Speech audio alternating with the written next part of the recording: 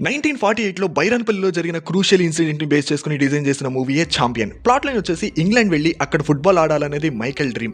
But తన డ్రీమ్‌కి తండ్రి అడ్డంగా నిలుస్తాడు. నువ్వు అనుకున్నది చేయాలంటే తుపాకులను బీదర్‌లో డెలివరీ చేయాలని చెప్పి బీదర్ వెళ్లాల్సిన మైకెల్ అనుకోకుండా బైరాన్పల్లిలో ఇరుక్కుంటాడు.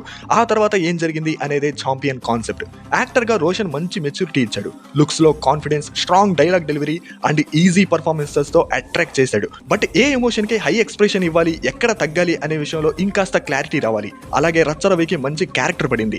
ఎక్స్ట్రాడినరీ ఎలివేషన్ ఇచ్చారు. ఇక అనస్వర రాజన్ ఓన్ డబ్బింగ్ చెప్పుకుంది హ్యాట్స్ ఆఫ్. బట్ తన వాయిస్ అనుపమని గుర్తు చేస్తుంది అండ్ చంద్రకళ క్యారెక్టర్ కి పర్ఫెక్ట్ టోన్ తీసుకొని వచ్చింది. ఫైనల్లీ ఇలాంటి రియల్ ఇన్సిడెంట్ బేస్డ్ మూవీస్ కి ఎమోషన్ చాలా ఇంపార్టెంట్. అలాగే వరల్డ్ బిల్డింగ్ కూడా. బట్ ఈ రెండు విషయాల్లో ఛాంపియన్ కొంచెం డిసప్పాయింట్ చేసింది. బైరాన్పల్లి ఇన్సిడెంట్ కొంతవరకు చూపించారు. అలాగే సీజీ వర్క్ విషయంలో ఇంకాస్త కేర్ తీసుకుని ఉంటే బాగుండేది. రోషన్ పర్ఫార్మెన్సెస్ అండ్ కొన్ని ఎమోషనల్ సీన్స్ కోసం ఛాంపియన్ ని డెఫినెట్ గా చూడొచ్చు. సో చూసిన తర్వాత మీ ఒపీనియన్ ఏంటో కామెంట్ చేయండి.